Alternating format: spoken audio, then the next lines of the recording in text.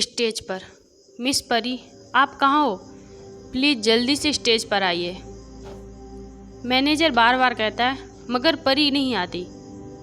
America में बैठा वो शख्स भी बेसब्री से परी के स्टेज पर आने का इंतज़ार कर रहा था। वो शख्स कहता है, प्लीज़ एंजल, एक बार सामने आ जाओ। I will wait for you. Stage के पास जितने भी लोग मौजूद थे और शिकागो में बैठा वो शख्स, थोड़ी देर में सभी की उम्मीदें टूट जाती हैं। मैनेजर कहता है, प्लीज़ आप सभी पेशेंस बनाए रखिए। हमें अभी अभी पता चला है मिस परी घर जा चुकी हैं। वो एक्चुअली उनके घर पे कोई इमरजेंसी थी इसलिए। पर आप सभी फिक्र मत करिए, हम उनका जीता हुआ प्राइज़ और मेडल उन तक पहुंचा देंगे। शख्स कंप्यूटर को घूरते हुए कहता है, मुझे जल्द से जल्द अपनी एंजल को ढूंढना ही होगा। तभी कमरे में वही गार्ड फिर से आकर कहता है, बादशाह वो वही छुपा है। उस शख्स के चेहरे पर एक डेविल स्माइल आ जाती है।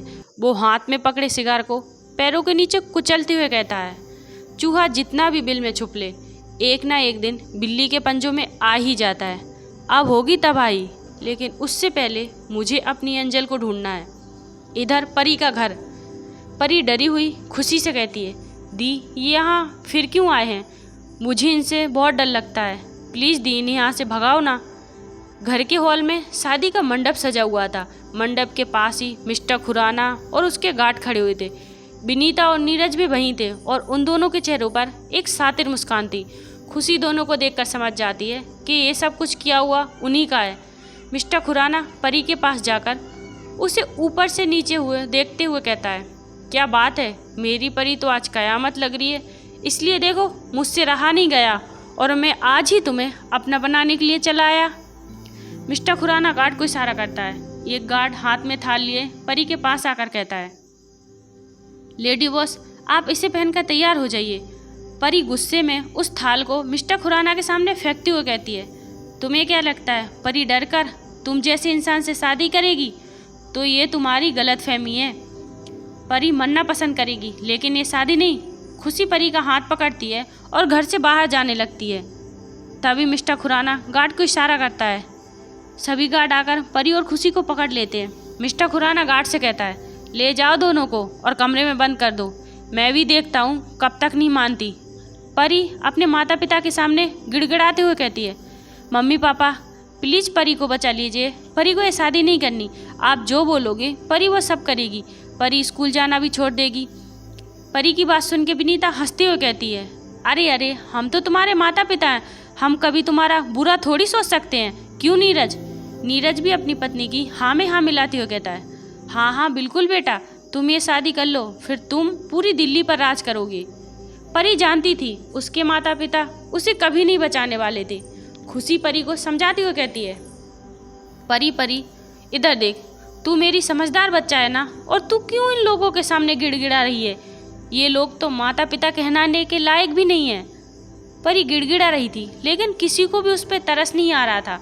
दोनों गार्डों को ले जाकर कमरे में बंद कर देते हैं। नीरज मिस्टर खुराना को याद दिलाते हुए कहता है, मिस्टर खुराना हमने अपना वादा पूरा किया, आज से परी हुई आपकी लेकिन हमारा।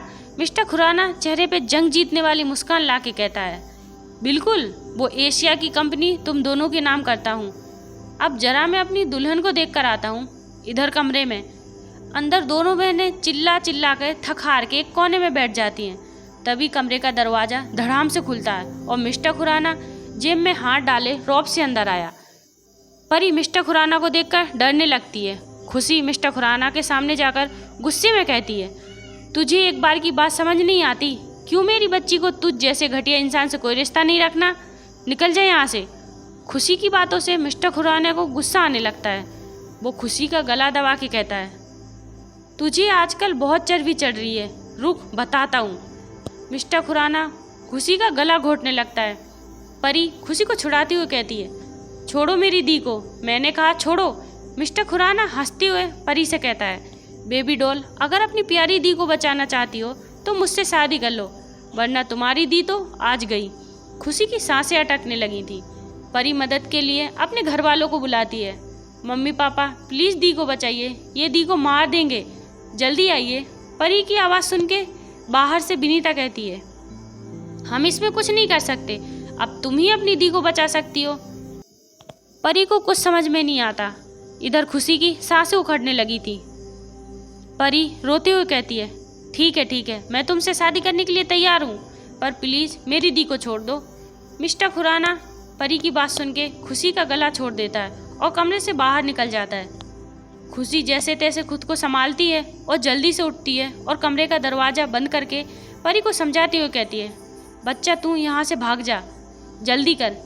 परी खुशी की बात सुन के रोते हुए कहती है, दी आप ठीक हो, और अगर मैं यहाँ से चली गई तो ये लोग आपको मार देंगे।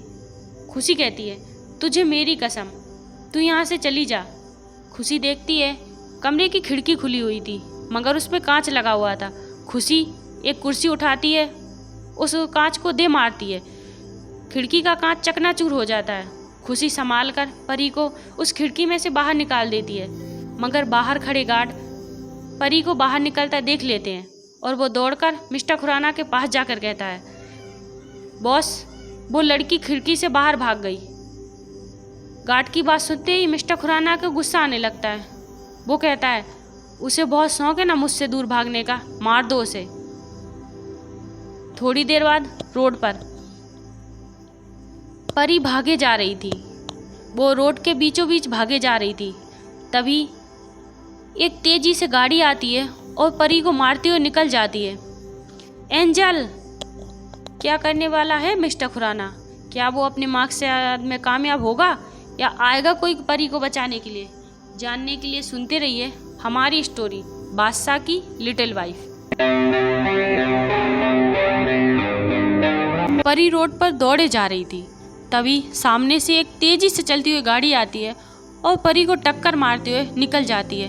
वो गाड़ी इतनी स्पीड में परी को लगी थी कि परी सड़क से काफ़ी दूर जाकर गिरी थी। परी खून से लथपथ सड़क के किनारे तड़प रही थी, लेकिन कोई भी उसकी मदद नहीं कर रहा था। हर कोई झुंड में खड़ा तमाशा देख रहा था और गाड़ियां अपनी तेजी से चलती जा रही थी। तभी एक गाड़ी वहां आकर रुकती है। गाड़ी के अंदर एक लड़का और लड़की बैठे हुए थे।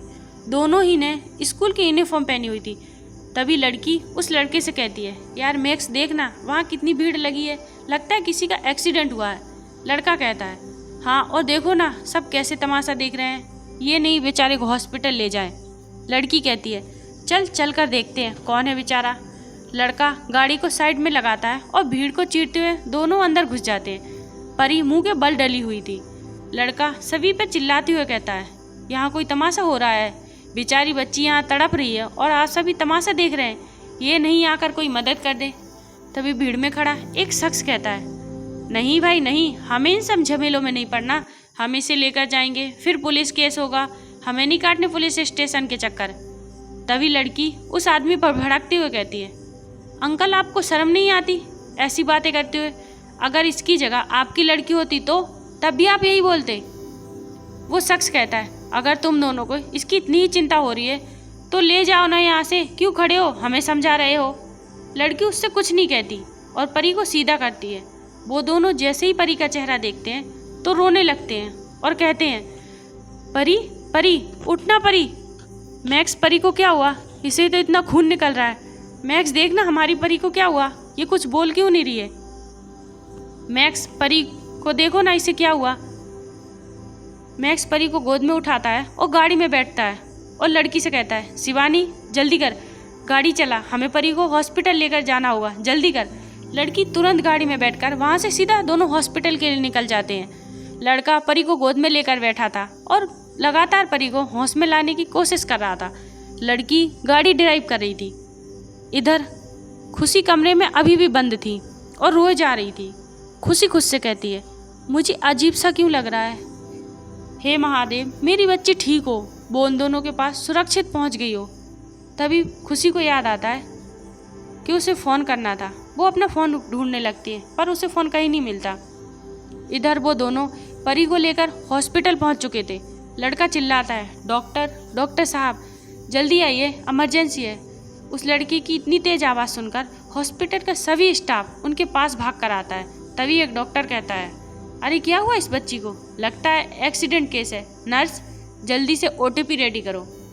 आप दोनों यह फॉर्म भर दीजिए और इनके घर वालों में से किसी को बुलाइए। दोनों कहते हैं, डॉक्टर साहब प्लीज़ मेरी परी को बचा लीजिए, उसे कुछ तो नहीं होगा। डॉक्टर दोनों को शांत करते हुए कहता है, बच्चों तुम लोग चुप हो जाओ, हम अपनी पूरी कोशिश करेंगे, बाकी सब ऊपर वाले के हाथ में। लड़की नर्स के पास जाकर फॉर्म जमा करती है। तभी लड़के का फ़ोन बजता है। लड़का जैसे ही फ़ोन उठाता है, एक लड़की घबराते हुए बोलती है, मैक्स तू कहाँ है? परी मिली तुम दोनों को? बोलो ना, चिपके हो। लड़का रोते हुए कहता है, दी परी का एक्सीडेंट हो गया है, हम उसे सिटी हॉस्पिटल लेकर आए हैं, आप जल्दी से आ जाइए, हमें बहुत डर लग रहा है। इतना कहते ही लड़का फ़ोन कट कर देता है। परी का घर। विनीता डरी हुई थी। तभी नीरज कहता है, इसमें हमारी कोई गलती नहीं है, उसी की गलती है। उसे पता था मिस्टर खुराना कितने पावरफुल हैं, फिर भी उसने उसे गुस्सा दिलाया, तो ये तो होना ही था। जो हुआ सही हुआ, हमारे सर से एक बला तो टली। तभी वहाँ पर छाया आते हुए कहती है, मम्मी पापा क्या परी मर गई? विनीता छाया का मुंह बंद करते हुए डांटती हुए कहती है, चुप, बिल्कुल चुप, यह बात किसी को पता नहीं चलनी चाहिए। अगर तुझसे कोई पूछे वो कहाँ है तो बोलना वो बुआ के यहाँ पढ़ने चली गई, पंजाब, समझी?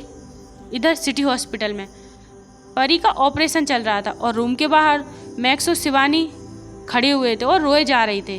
तभी कोई पीछे से चिल्लाता है, मैक्स, शिवानी कहाँ है? परी कहाँ है?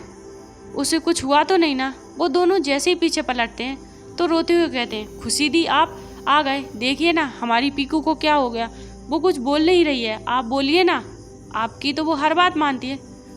ये दोनों कोई और नहीं, परी के बचपन के दोस्त मैक्स और शिवानी थे और खुशी ने परी को वहाँ से निकाल कर इन दोनों के पास ही भेजा था और इन्हें इन्फॉर्म भी कर दिया था।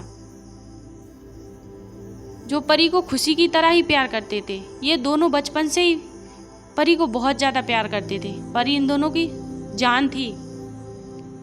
और मैक्स को जो थोड़ी देर पहले फ़ोन आया था वो किसी और का नहीं, खुशी का ही था। ये सब कैसे हुआ? खुशी कहती है, और कहाँ है वो? तुम्हारे पास आ रही थी, फिर ये? तभी ऑपरेशन रूम से डॉक्टर बाहर आता है। डॉक्टर को बाहर आता देख तीनों ही एक साथ बोल पड़ते हैं, डॉक्टर साहब क्या हुआ? हमारी बच्ची ठीक तो है ना? वो ठीक तो हो जाएगी ना? उसे कब तक होश आएगा? बोलिए ना, हमें उससे मिलना है।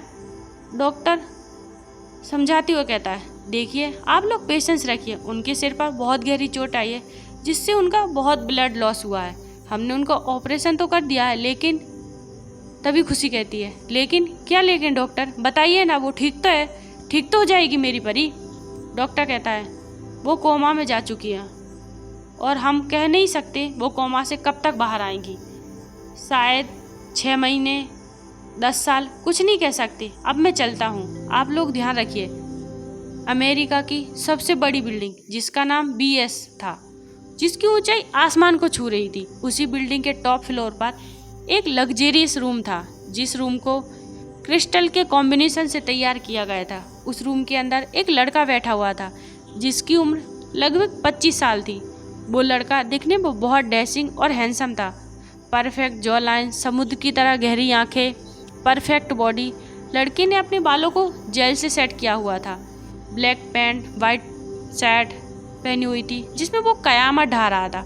वो लड़का अपने दिल पे हाथ रख के कहता है, ये दर्द कैसा? मुझे आज ऐसा क्यों लग रहा है जैसे कोई दूर जा रहा है। आई होप मेरी एंजल ठीक हो। अगर किसी ने भी मेरी एंजल को हर्ट करने की कोशिश की तो मैं उसका नामो निशान मिटा दूंगा इस दुनिया से। कौन था वो लड़का? और जो परी के साथ हुआ वो हादसा था या किसी की साजिश? क्या परी आएगी कोमा से बाहर? जानने के लिए सुनते रहिए हमारी स्टोरी बादशाह की लिटिल वाइफ।